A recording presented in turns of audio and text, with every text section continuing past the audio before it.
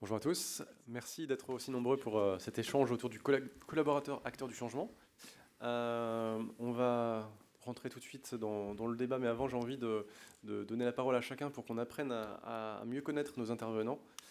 Et comme on est sur une table ronde parlant d'acteurs du changement en entreprise, il est difficile de ne pas penser à la loi Pacte et à l'inscription de la mission dans les statuts de l'entreprise. Et donc du coup ma question pour chacun d'entre vous est donc simple. Quelle est la mission de votre entreprise? Comment vous la présentez aujourd'hui? Et est-ce qu'elle est inscrite dans vos statuts aujourd'hui? On va commencer par, au hasard, Fabrice. Donc, merci de me donner la parole. Donc, comme vous le savez peut-être, le groupe Rocher a signé récemment les statuts d'entreprise à mission. Donc, c'est un événement qui date de décembre l'année dernière. Et c'est une mission qui est extrêmement ambitieuse, mais qui est aussi très, très globale et qui prend son sens aussi dans l'ensemble de l'esprit des collaborateurs, puisqu'en fait, il s'agit de reconnecter les hommes et les femmes à la nature. Très bien.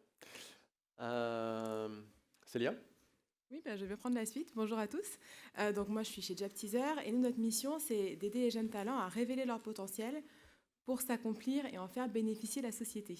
On l'a récemment formalisé de telle sorte, donc effectivement, elle est un petit peu longue, mais l'idée pour nous, et c'est pour ça que la boîte a été créée à la base, c'est d'aider les jeunes à trouver vraiment leur voie, quelque chose qui leur plaît, qui leur corresponde. Et notre conviction, c'est que si on fait ça à l'échelle de la société, si chacun est à sa bonne place, eh ben, c'est toute la société qui en bénéficie parce qu'on a le meilleur de chacun. Voilà. Et donc inscrite dans les statuts ou... Alors oui, pas encore inscrit dans les statuts, on est en cheminement pour ça. D'ailleurs, on se fait accompagner par Nova Vista que vous pourrez, je pense, rencontrer sur le salon. On est en chemin dessus, on a commencé l'année dernière et j'avoue que pendant la crise du Covid, on a remobilisé les collaborateurs sur d'autres types de missions. Donc là, on est en train de relancer la machine et on espère passer à entreprise à mission dans les prochains mois. Super, merci. Mathilde? Alors nous, notre mission en tant qu'entreprise, c'est de préserver le capital santé peau, au niveau de la peau et de l'arthrose. Donc je travaille pour les laboratoires Expansience, on a notamment la marque Mustela et on est engagé dans une démarche de RSE depuis 16 ans, on est une Bicorp depuis 2 ans et oui, on a changé nos statuts pour pouvoir y inscrire ce triple impact sociétal, environnemental et bien sûr d'entreprise. Merci. Manuel? Oui, bonjour à tous. Donc moi, c'est Winabi, donc c'est une plateforme dédiée à l'engagement des collaborateurs. Et donc nous, notre mission, c'est de libérer le potentiel de chacun à s'engager pour l'intérêt général. Donc on est content parce qu'on est ESUS depuis la semaine dernière, donc entreprise solidaire d'utilité sociale. Et ce qui fait qu'en fait, l'objet de notre entreprise, c'est l'objet principal. Et donc il faut qu'il soit d'utilité sociale. Donc voilà, après on a d'autres engagements dans nos statuts sur notamment la répartition salariale, sur les dividendes et sur d'autres sujets comme la gouvernance démocratique. Mais en tout cas, le fond et la mission sont vraiment le cœur de notre activité. Donc oui, c'est dans nos statuts depuis le début. Et voilà. Top. Je vais faire une question très très rapide, un petit tour, parce que du coup on a une table ronde, on a une typologie d'acteurs qui sont très très différents à mon sens. Juste pour savoir le nombre de collaborateurs aujourd'hui que vous avez dans vos différentes structures. Donc on va faire ça de manière très Célia jusqu'à Emmanuel. Je t'en prie Célia. Eh ben, nous on est 240, principalement en France et on a une vingtaine de collaborateurs en dehors de France, principalement en Allemagne. On est un peu plus, on est 18 000. Voilà, donc répartis dans des pays, dans tous les continents. Donc on a environ une 40 filiales à peu près dans le monde. Okay. Alors nous, intermédiaires, on est 1000 collaborateurs et on a 16 filiales dans le monde. Et nous, on est légèrement moins, on est 20. Ah, c'est pas ce que je disais. Hein. C'est mal. Mais c'est bien justement d'avoir cette différence sur cette table ronde. Ensuite, on est dans l'ère des acteurs du changement, mais on sait bien que il ne faut pas que ce soit juste un objectif de com. Donc ma question, c'est pourquoi c'est important pour une entreprise de renforcer l'engagement des collaborateurs? Qu'est-ce qu'une marque a gagné que ses collaborateurs utilisent du temps de travail pour s'engager sur l'environnement, sur les inégalités, etc. Donc ma question, je vais au hasard demander ça à Mathilde. Alors, je vous l'ai dit, nous on est engagés dans une démarche de RSE depuis 16 ans. On est une Bicorp depuis 2 ans, donc pour nous, collaborateurs, si on a fait ce choix de rejoindre Expansiance, c'est parce que c'est quelque chose qui nous parle et qu'on veut aussi donner du sens à notre job, mais aussi dans notre vie perso. Et du coup, d'être dans cette entreprise, c'est à la fois comment je vais pouvoir, moi, apporter du sens et comment je vais pouvoir, via mes projets au quotidien, œuvrer pour un monde meilleur. C'est quand même ce qui nous anime au quotidien. Et dans l'autre sens, comment est-ce que je viens chercher dans une entreprise des clés qui vont aussi pouvoir impacter ma vie perso et comment, du coup, je vais pouvoir réutiliser pour donner du sens et faire changer les choses au niveau personnel. Et du coup, toutes nos actions dans l'entreprise, on les pense dans ce sens. On a des engagements, que ce soit au niveau de Mustela ou de nos autres directions, on a des engagements et qui viennent impacter, se répercuter dans tous les projets qu'on va mettre en place et aussi dans notre manière de vivre et dans les choix personnels qu'on va faire. Ok. Tu veux prendre la suite ? Alors, juste pour vous donner un petit témoignage de la manière dont nous avons vécu l'engagement. Alors, comme beaucoup d'entreprises, très classiquement, pour nous, l'engagement des collaborateurs, c'était un levier de performance commerciale et financière. Donc, c'était quelque chose qui devait normalement rapporter des points, je dirais, de marge, donc rapporter des points de performance, je dirais, sur un plan économique dans un premier temps. Et c'était ce qui animait principalement, je dirais, les différents managers de nos périmètres. Quand on a adopté le statut d'entreprise à mission, on s'est rendu compte que ça a tracé une nouvelle ligne d'horizon, je dirais, pour les collaborateurs, et qu'en fait, ça a révélé, je dirais, des initiatives qui étaient soit dormantes, soit qui se déroulaient de manière plus ou moins cachée ou clandestine, mais en fait, ça les a mis sur le devant de la scène, et ça a légitimé l'ensemble de la dynamique d'action qu'ils ont voulu porter sur des causes de défense de la biodiversité, sur des causes socio-environnementales. Et en fait, on s'est rendu compte que cet élargissement du scope a été contributif justement d'une vision de l'engagement qui était beaucoup plus large et beaucoup plus globalisante que ce qu'on faisait auparavant. Donc à aujourd'hui, c'est vrai que l'engagement des collaborateurs, donc on fait une nette distinction entre ce qu'on faisait avant. En gros, c'était impliquer les collaborateurs. Donc c'est une démarche d'inclusion, de mise en place de processus de délégation pour leur donner la parole. Et maintenant, en fait, on est dans la phase d'engagement, c'est-à-dire qu'en fait, on observe les initiatives, des initiatives collectives des collaborateurs. On essaye de voir quelque part le sens qu'elles peuvent prendre.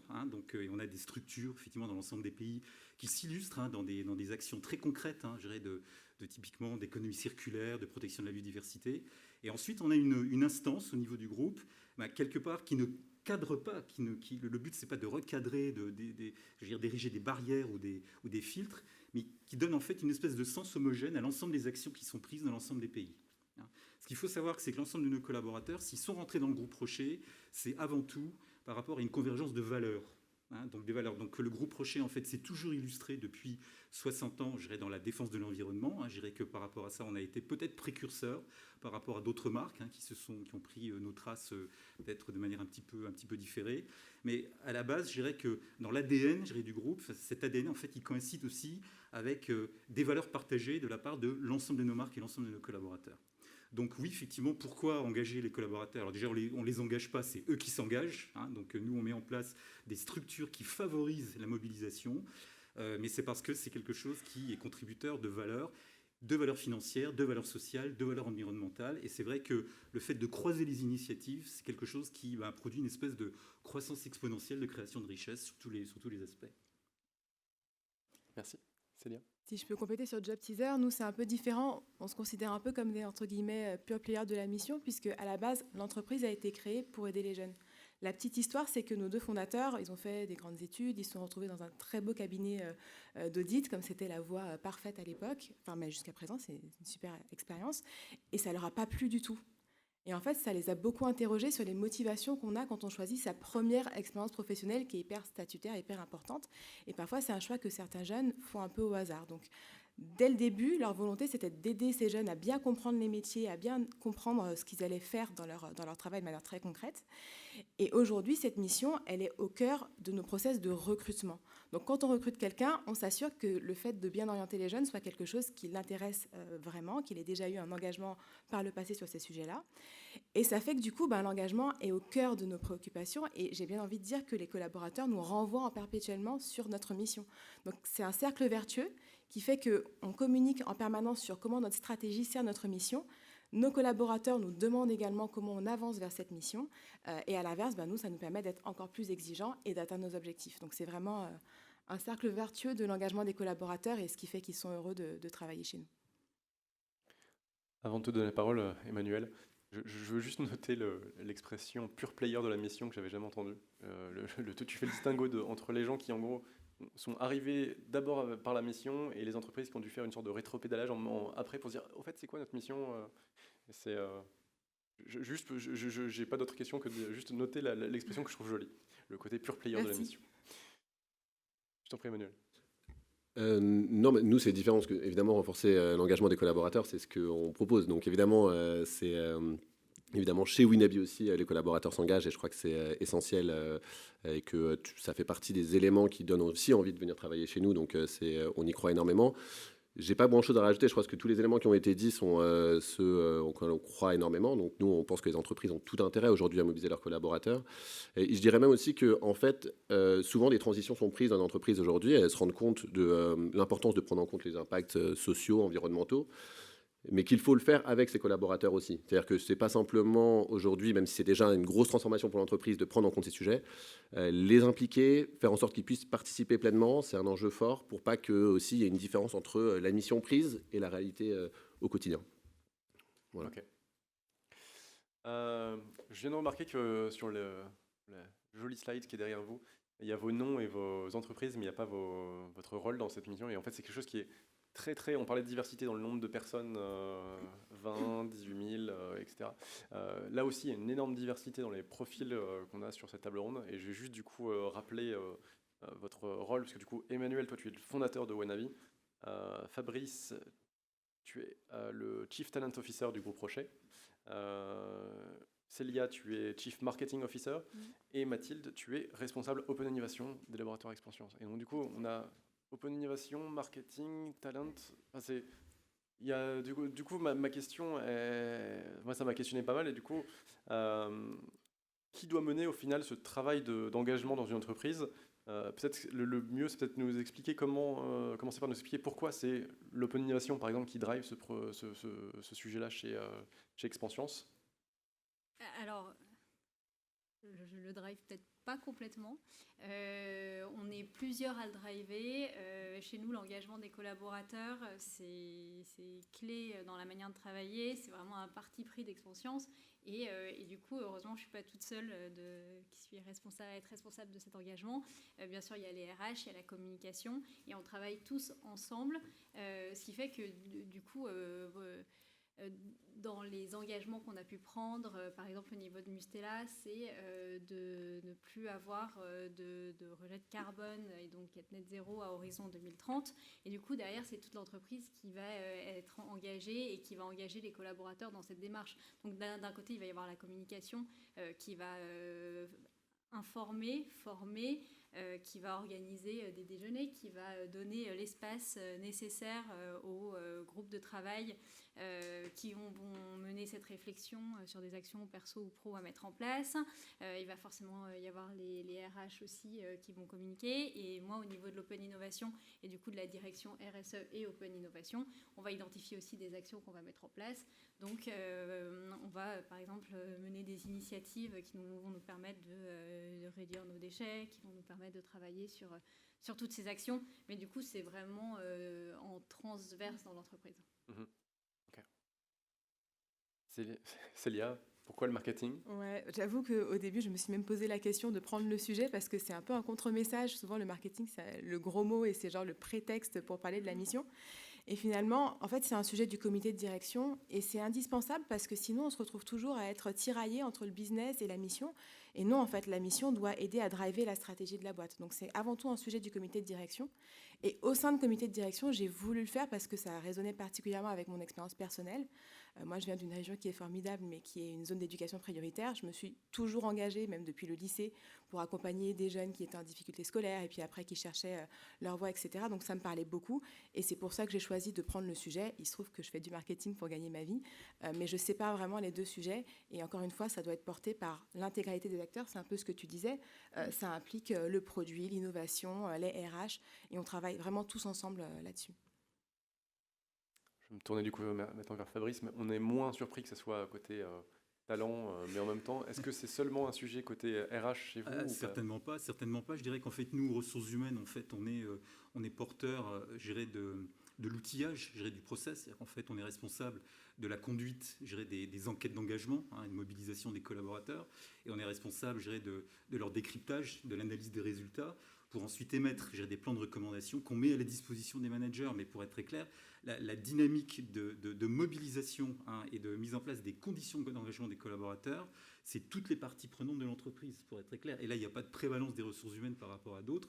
Nous, on est là pour favoriser la compréhension de ce qui se passe au niveau des leviers d'engagement des collaborateurs. Donc nous, en fait, on donne juste quelque part le microscope et la loupe pour savoir, tiens, qu'est-ce qui se passe et qui pourrait être optimisé en termes de levier d'engagement dans tel ou tel périmètre, sachant que les actions, ensuite, elles sont mises en place par les managers, et ça fait partie des devoirs élémentaires du manager que de mettre en place les conditions d'engagement de ses collaborateurs.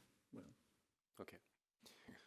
Avant de poser une question à Emmanuel, je vais juste rappeler que si vous avez des questions, n'hésitez pas à aller sur le programme, sur le site produrable.com, trouver la session et il y a un petit bouton module interaction sur lequel vous pouvez cliquer pour poser toutes vos questions.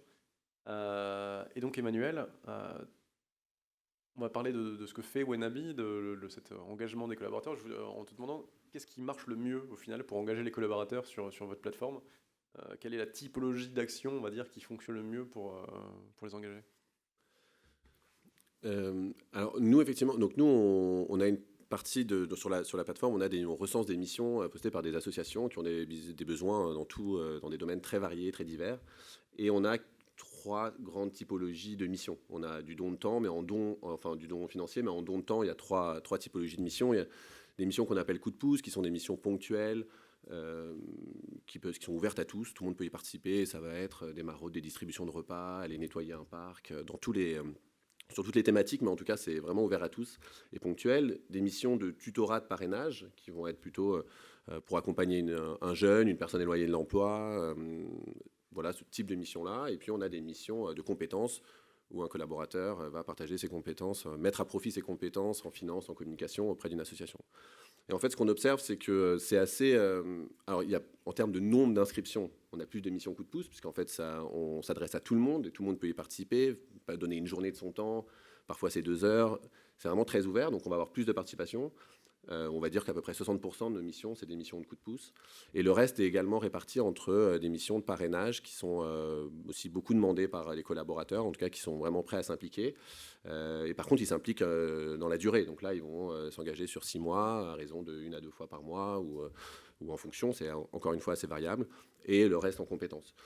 Nous, on pense que, et je trouvais ça intéressant, le fait de dire que l'entreprise permettait aux collaborateurs de s'engager, mais que c'était lui qui le faisait, c'est de donner l'outil, mais qu'après, chacun a des capacités d'engagement très différentes.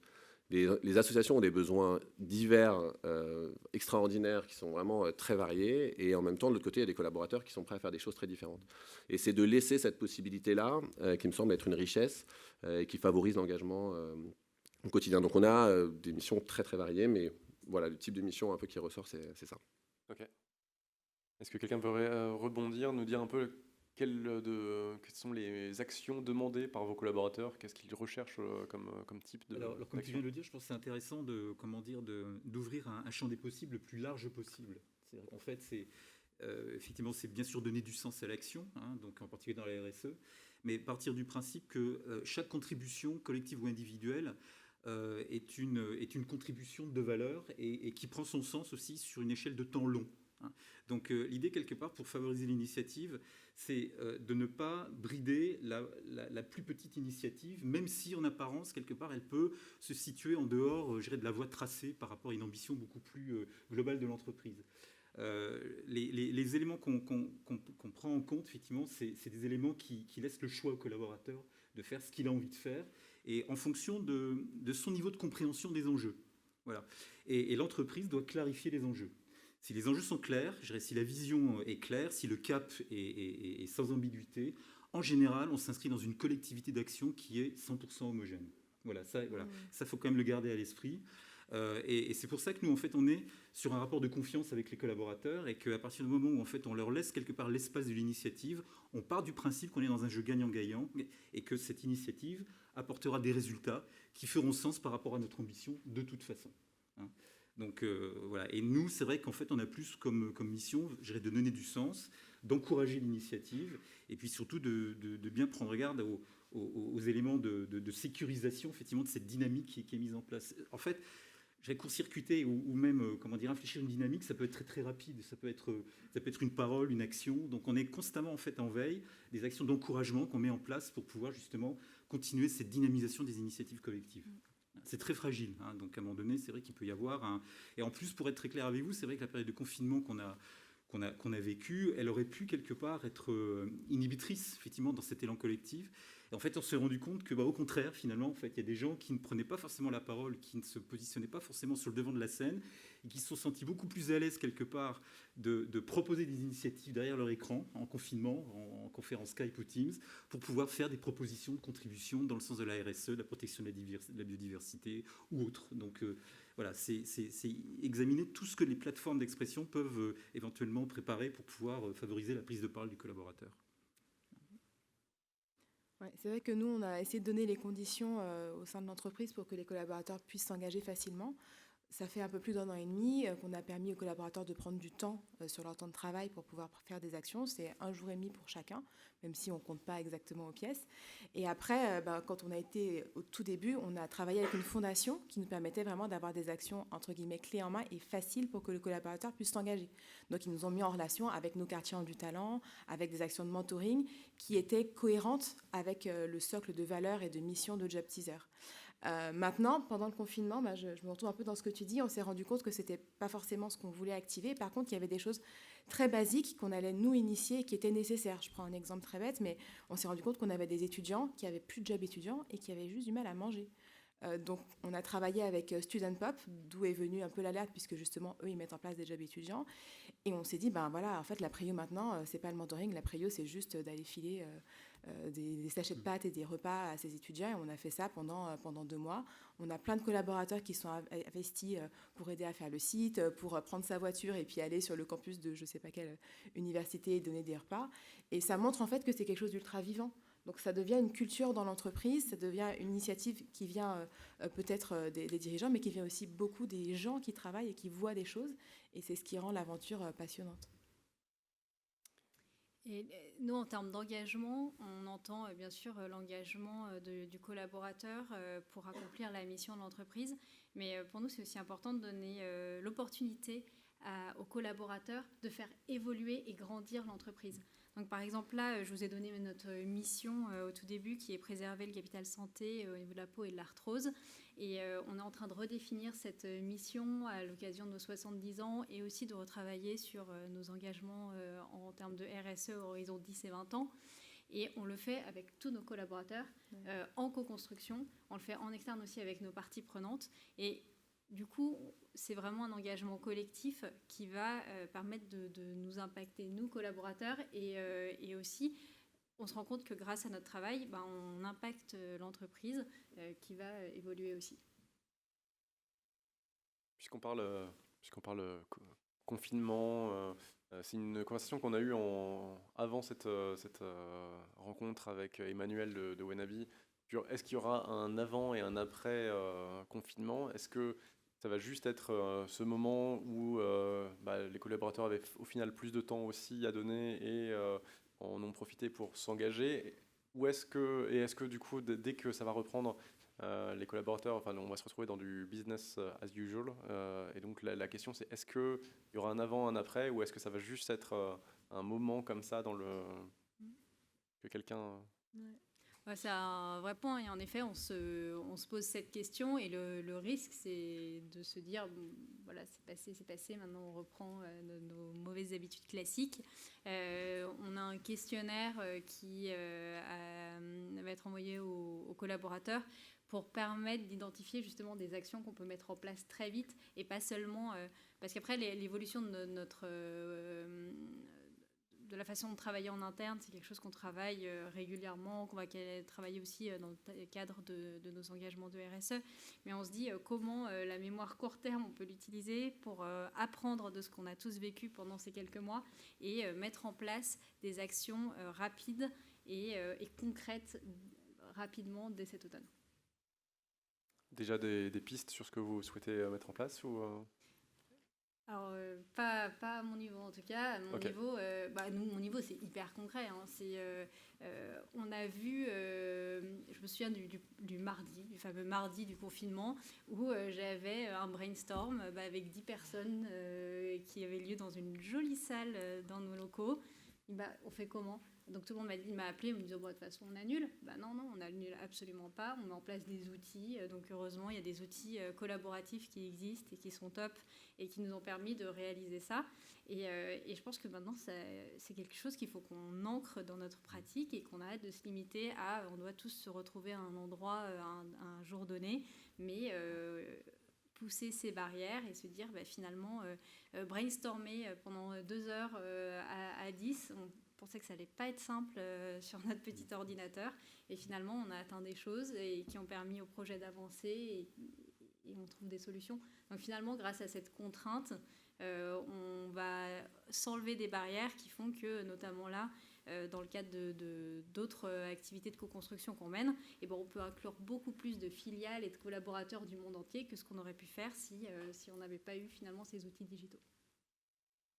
J'abonde pleinement effectivement dans ce que tu viens de dire, parce qu'en fait on a vécu pratiquement la même chose, à la différence que nous, notre baromètre de feedback sur l'expérience du confinement, en fait on l'a lancé récemment. Mais je dirais que c'est intéressant de voir que la façon de réagir du collectif par rapport à un événement qui génère de la sidération, de la paralysie totale, en fait, quelque part, en fait, elle remet les compteurs à zéro. Et à partir du moment où tous les compteurs sont à zéro, finalement, on se rend compte que toute suggestion, quelque part, d'alternative à un fonctionnement est toujours bonne à prendre. Et ce qui a été intéressant, c'est que, et là, je vais un petit peu dériver de la notion d'engagement pour parler un petit peu de ce que ça peut avoir en termes d'impact sur l'identification de talents dans nos organisations, parce qu'on a vu émerger des gens qui, comme je le disais tout à l'heure, en fait, se ne positionnaient pas forcément sur le devant de la scène, mais qui ont pris des initiatives, alors que ce n'étaient pas forcément des gens sur lesquels, en fait, on comptait pour pouvoir donc être contributeur, je dirais, d'apport de richesse, de valeur ou de suggestions innovantes par rapport à ce qu'ils faisaient avant.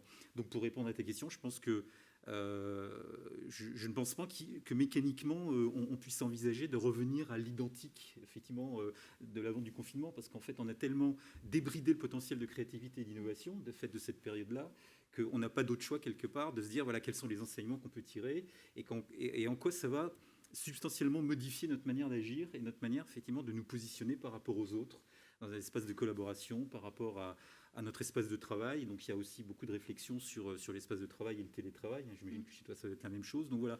Et ça, on se dit quelque part qu'à partir du moment où on organise aussi cette nouvelle forme d'octroi d'espace de liberté, et comme je le disais tout à l'heure, l'engagement c'est le choix, donc c'est aussi quelque part la liberté. Donc on peut quelque part imaginer que engagement, choix et liberté, c'est peut-être l'équation gagnante pour pouvoir favoriser l'engagement et la création de valeur pour l'entreprise, d'une certaine manière. Voilà. Moi, en tout cas, sur le sujet, moi, je suis complètement aligné avec tout ce qui a été dit, évidemment, mais sur le moment du confinement, nous, on a vu une très, très forte mobilisation. Elle continue de plus en plus. Au tout début, ça a été assez intéressant parce que la première semaine, lorsqu'il y a eu l'annonce du confinement, tous les programmes d'engagement qu'on avait dans les entreprises ont quasiment tous été interrompus en disant on ne va pas envoyer un collaborateur dans une mission alors qu'on lui dit de ne pas venir au bureau. Ce qui est évidemment normal, et ce qui est encore un sujet aujourd'hui. Mais en fait, après, il y a eu cette volonté forte de s'engager, des collaborateurs qui ont vraiment dit, mais en fait, qu'est-ce qu'on peut faire ?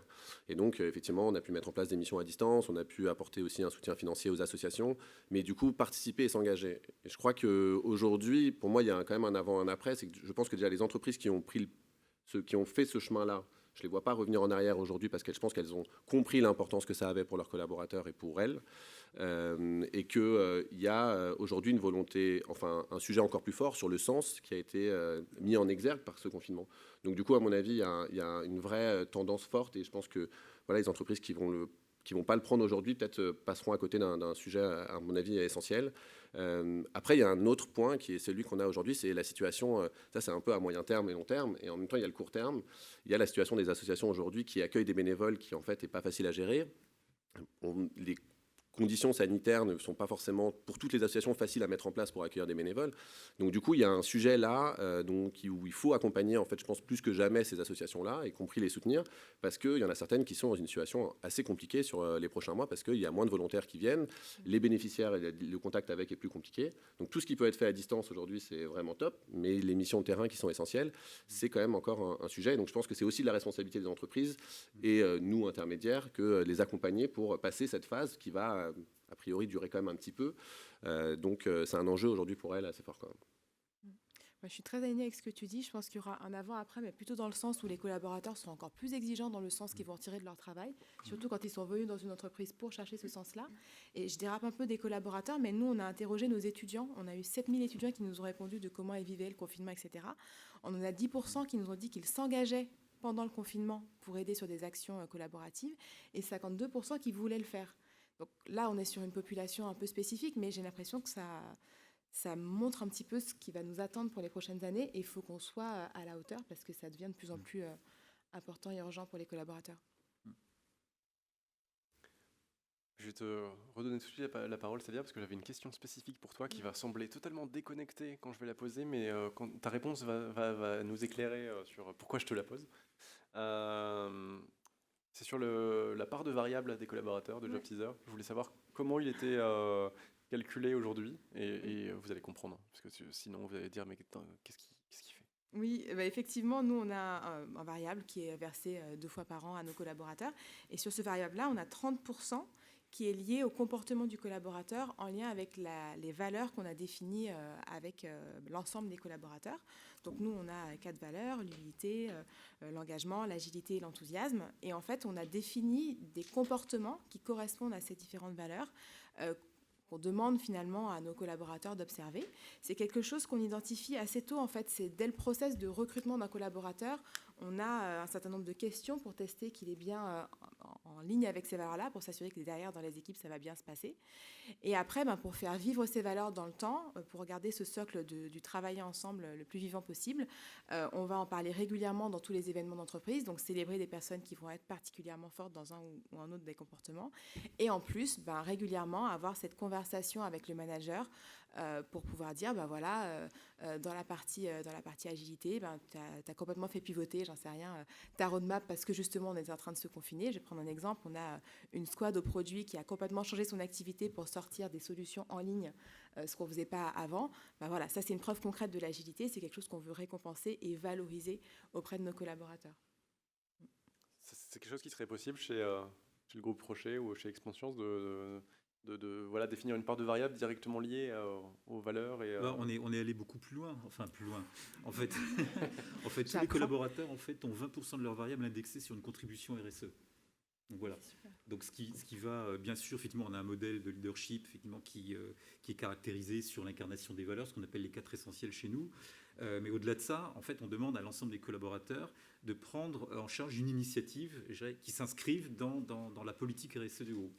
Et par rapport à ça, c'est vrai que la mission de la direction RSE du groupe, c'est de donner des éléments de prescription, je dirais, de faire des recommandations, des pistes d'action qui fassent sens pour pouvoir réaliser. Typiquement, moi, par exemple, je vais vous parler des 20 points que j'ai sur la RSE, c'est que je vais mettre en place une académie de la nature, donc pour le groupe Rocher, dont la mission, en fait, est de former tous les 18 000 collaborateurs du groupe à la connaissance du vivant, de la nature et des modes de reconnexion à la nature. Alors c'est destiné pas simplement aux collaborateurs du groupe, mais à l'ensemble des parties prenantes à terme, donc nos réseaux de franchisés, nos réseaux de vente directe, nos fournisseurs, nos consommateurs et consommatrices, bien sûr. L'idée, c'est de mettre en place quelque chose qui fasse sens par rapport à l'incarnation d'entreprise à mission du groupe. Et là, effectivement, donc, j'ai une contribution à hauteur de 20% de mon variable sur la réalisation de cet objectif. Voilà. Et chacun, en fait, doit être en mesure de décliner donc un objectif de RSE en fonction de sa contribution spécifique individuelle sur son poste. Et en général, on essaye de challenger l'ensemble des collaborateurs sur la pertinence de l'objectif et les orienter par rapport au sens que ça prend globalement pour l'ensemble de l'entreprise. Voilà. Ouais, nous aussi, on a des objectifs en termes de RSE au niveau groupe. qui se déclinent généralement en fonction des directions. Et ensuite, on voit dans quelle mesure on les atteint ou pas. C'est vrai que ça fait plusieurs années que de toute façon, ce sont dans nos objectifs variables. Après, je rebondis juste sur le profil des collaborateurs. Et je me dis que dans notre manière de fonctionner sur l'open innovation, j'aime bien avoir aussi des profils contraires. Et c'est vrai que du coup, je me demandais si avoir comme ça des profils en termes de dynamique de groupe, c'était quelque chose qui était réalisable à grande échelle, et si derrière... En fait, nous, on distingue vraiment la personnalité des valeurs. En fait, ta valeur, c'est vraiment ton socle et qui fait que, oui, on est des gens tous à fond les ballons, quoi. On est tous ultra engagés. Par contre, alors, nous, on fait une formation qui s'appelle le ProcessCom, qui te permet de voir les profils des gens. Et on a vraiment à boire et à manger, quoi. Alors, on a beaucoup d'empathiques. Évidemment, les gens qui vont vers la mission, c'est beaucoup des...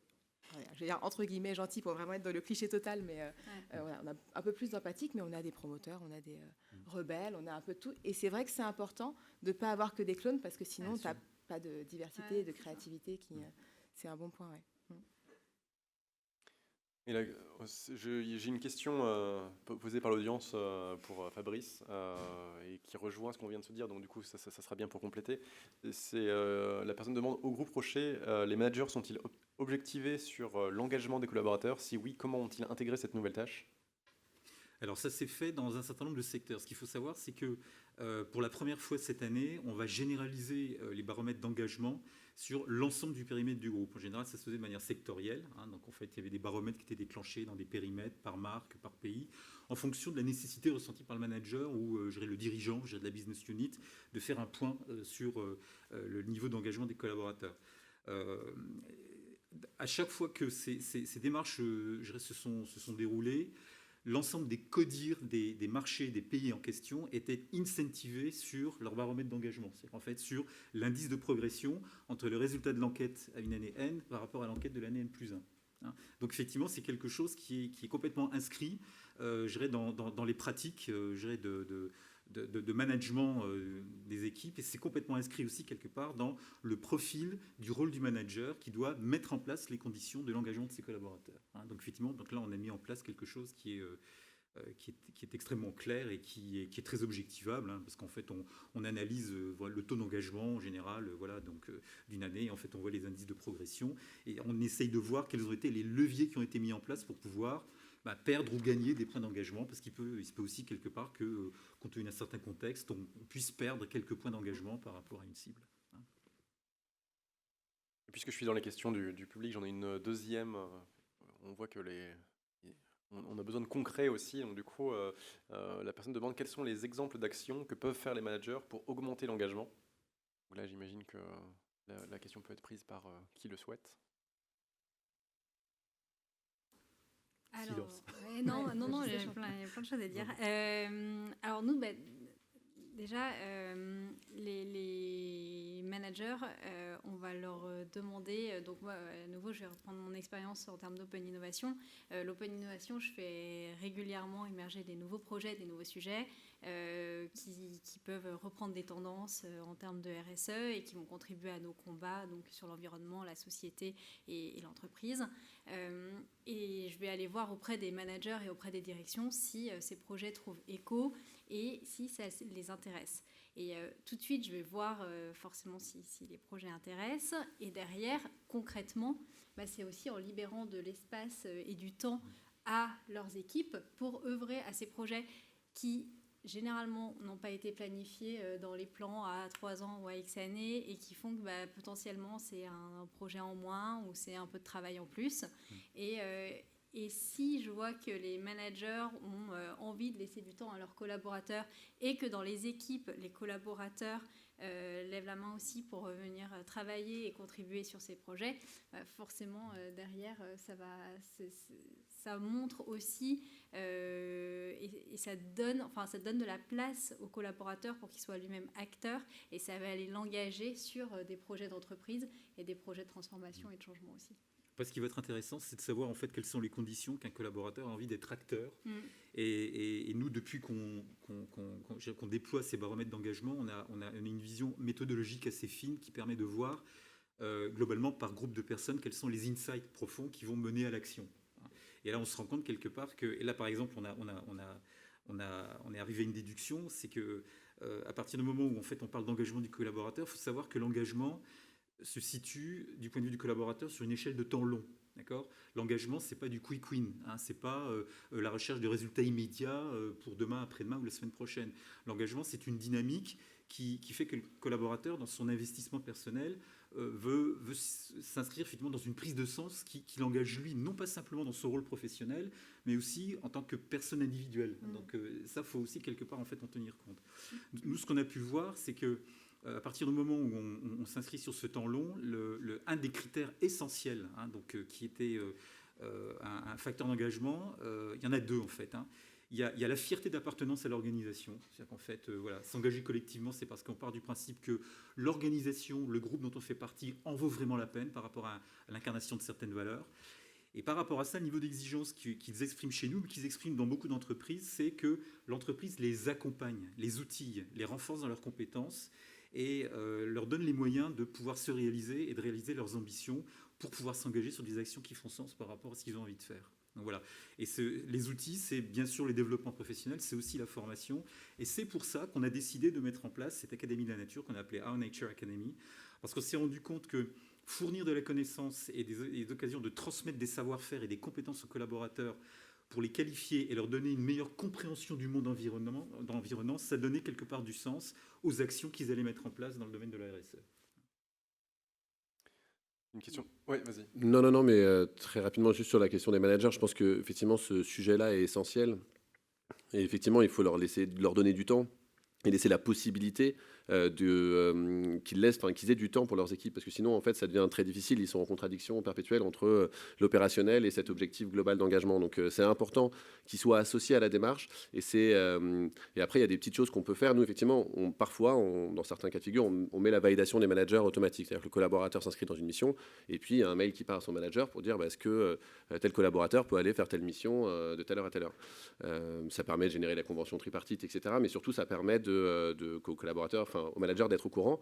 Et là, en fait, on voit ceux qui disent non. Et la question après, c'est de voir avec les managers pourquoi vous avez dit non, pourquoi vous n'avez pas permis aux collaborateurs de vous engager. Et c'est de voir quels sont les leviers qu'on peut activer derrière pour permettre, du coup, de favoriser l'engagement. Donc, c'est essentiel d'avoir, en tout cas, ce management porteur du projet.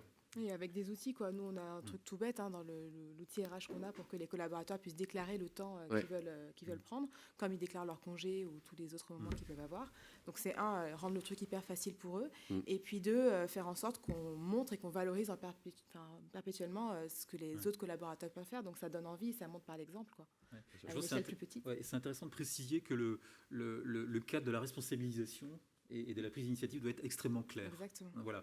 Dès qu'il y a une incertitude, je dirais qu'en fait, ça inhibe quelque part la volonté de se dépasser, la volonté d'agir. Donc, le cadre de référence de la prise d'initiative et de responsabilité, il doit être clair dès le départ, mais il fait partie des modalités contractuelles à établir pour que l'action puisse s'épancher. Voilà. Je crois qu'on a définitivement réveillé le public, puisque les questions commencent à arriver. Donc, du coup, j'en ai une spécifique que je vais poser. Il n'y a pas de nom, mais je vais la poser à Mathilde, parce que du coup, je crois que je suis la meilleure personne pour en parler. La personne demande comment construire une communauté de collaborateurs engagés. Et je crois que c'est quelque chose que tu connais bien. C'est un grand sujet.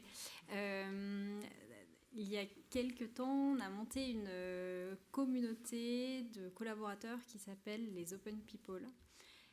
Donc là, c'est au niveau de l'open innovation et du coup, comment est-ce qu'on engage une communauté et comment on fait pour que cette communauté aussi soit engagée. Donc cette communauté, elle va être formée à des outils d'open innovation, elle va être sensibilisée, elle doit aussi donner des informations et me faire remonter de l'information dans chacune des directions. Mais surtout, ces collaborateurs, ils sont aussi formés à former derrière. Donc par exemple, ils ont été formés au design thinking. Derrière, c'est eux qui vont aller animer des sessions de design thinking pour d'autres directions. Donc forcément, eux, ça les fait monter en compétences, ça les fait s'approprier un sujet et c'est hyper important pour eux. Et en plus, ils vont apporter aussi de la valeur à l'entreprise parce que grâce à leurs compétences et à leur savoir-faire, ils vont faire progresser d'autres projets, d'autres directions sur lesquelles ils vont être d'accord d'engager alors que c'est pas leur métier initial, et auxquels ils vont être d'accord pour donner du temps aussi et de l'espace forcément professionnel. Donc nous, donner un sens commun et avoir un but commun à atteindre, forcément, c'est un de nos gros enjeux et c'est ce qui fait aussi avancer cette communauté. Et je pense à une autre communauté qui a été créée, c'est tout ce qui est employé advocacy. C'est une communauté là d'une 50aine de collaborateurs qui va être aussi porte-parole et relais sur les réseaux sociaux de tout ce que fait Expansions, Mustela au niveau global. Et en fait, là, c'est le même fonctionnement. C'est qu'à la fois, nous, collaborateurs, on va être porte-parole et on est fiers de travailler pour Expansions, donc on va être fiers de pouvoir en parler. Et à la fois, on est formé. On est formé par la com et par d'autres acteurs à déjà utiliser les réseaux sociaux, ce qui est toujours utile, mais aussi à mieux comprendre nos engagements. On va chercher à se les approprier, on va pouvoir donner notre avis, on va pouvoir rebondir aussi. Et on voit que cet engagement et ces communautés qui sont créées, ça donne vraiment du sens au niveau de ce qu'on fait et ça nous donne envie d'œuvrer pour l'entreprise parce qu'elle œuvre aussi pour nous. On a une démarche analogue, enfin, je voulais en parler parce que je sais que mes collègues me regardent et si j'en parle pas, je vais devoir leur rendre compte. En fait, on a des communautés qu'on a appelées en fait We Are Change qui sont en fait structurées autour des relais RSE qu'on a identifiés dans les différents périmètres du groupe. Et ce qui était intéressant, c'est qu'en fait, là où ces relais de RSE en fait, avaient pour mission principale d'être comptables des actions qui étaient entreprises localement pour les luttes anti-gaspi, recyclage des déchets, économie circulaire, en fait, on s'est rendu compte que se sont agrégés autour d'eux des initiatives collectives de gens qui voulaient participer à des lancements d'actions qui ne rentraient pas forcément, je dirais, dans les sentiers qui avaient été établis. Donc ces communautés, en fait, là, c'est intéressant, c'est de voir qu'en fait, elles ont émergé de manière extrêmement spontanée. Et à date, en fait, on a 170 membres actifs, je dirais, dans l'ensemble du groupe, qui participent à un certain nombre d'actions, je dirais, dans le domaine de la protection de la biodiversité. Typiquement, par exemple, je vous donne un exemple. On a une direction commerciale à Rennes, et au 8e étage de l'immeuble, des collaborateurs de la communauté We Are Change ont décidé de créer en fait un potager urbain. Voilà, accessible à l'ensemble des collaborateurs. Voilà. Et là, je pourrais vous citer effectivement donc une multitude d'initiatives de ce domaine-là. Là encore, pour vous montrer que toute initiative est bonne à prendre à partir du moment où elle procède d'un élan collectif et qu'elle fait sens par rapport à l'ambition de l'entreprise. Ouais, juste là-dessus, sur la communauté d'acteurs, de collaborateurs engagés, je crois que c'est... en fait, on les identifie assez vite, les premiers collaborateurs, lorsque un programme est mis en place, les premiers qui participent, qui sont présents, qui répondent aux sollicitations. Et en fait, cette base-là, c'est des vrais ambassadeurs pour le programme. Ils permettent de diffuser l'information, ils permettent de rallier autour. Donc, c'est vraiment tout ce qui a été dit. Je pense que c'est essentiel et c'est ce qui vraiment permet, y compris dans le temps, de faire en sorte que le programme vive. Donc, cette base de collaborateurs est déterminante pour engager le plus grand nombre au sein de l'entreprise, je crois. Et c'est déjà la fin, mais je vais prendre la toute dernière minute pour une question qui nous vient aussi du public. Quelqu'un qui demande, le collaborateur de demain est-il forcément engagé au sein de son entreprise? Est-ce un nouvel incontournable? Oui, je pense que... S'il n'est pas, c'est un peu ennuyeux quand même. Ouais. Donc, Pourquoi c'est ennuyeux? Compte tenu du temps qu'il passe aussi quelque part dans l'entreprise, je dirais que c'est... Voilà, donc on passe beaucoup de temps en fait pour l'entreprise, donc à la fois physiquement et intellectuellement, ce qui est un marqueur aussi quelque part d'implication et d'engagement. Mais au-delà de ça, je dirais que c'est l'engagement du collaborateur dans l'entreprise, mais aussi, je dirais, dans la perspective de défendre le bien commun. Donc c'est l'entreprise comme acteur et partie prenante aussi quelque part du bien commun. Donc ce qui est intéressant, c'est pas uniquement l'entreprise, mais c'est l'entreprise comme actrice, je dirais, d'un écosystème global, planétaire, et c'est de savoir doser sa contribution pour pouvoir apporter quelque chose de fort, là aussi au niveau du bien commun et pas simplement au niveau de l'entreprise. Quelqu'un veut rebondir avant que... En effet, on passe quand même un certain temps à travailler pour notre entreprise. Donc, il faut qu'on en partage les valeurs, qu'on en partage le sens. Et c'est ça qui fait qu'on est engagé. On le voit sur des projets qu'on a pu co-construire avec les collaborateurs. Ce sont toujours les plus engagés qui viennent transformer une offre. On a travaillé sur une offre bio où on a engagé des collaborateurs. Et au final, les plus fervents défenseurs sont ceux qui croient, à qui ça a pu donner du sens. Aujourd'hui, j'ai une responsable de la qualité qui va me dire attention au point de vue client, alors que c'est absolument pas son rôle initial, mais parce qu'elle est engagée et parce qu'elle y a trouvé du sens. Donc forcément, et c'est ça qui permet aux offres et à nos produits derrière de répondre à des enjeux aussi.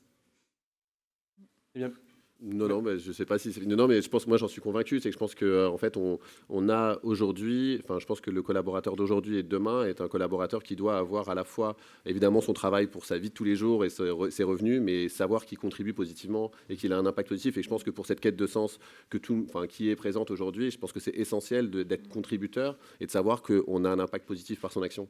Et donc, oui, je pense que c'est une évolution qui me semble... Tant mieux d'ailleurs, plutôt dans la bonne direction, quoi. Et ça fait des collaborateurs qui sont juste plus heureux dans leur travail. Exactement. Donc moi, je souhaite à tout le monde d'être engagé à son travail. Et si vous ne l'êtes pas, il faut se poser la question. Heureux dans leur travail Motivation à l'être. et dans leur vie. Exactement. Voilà. merci infiniment pour vos partages. Bravo. Merci.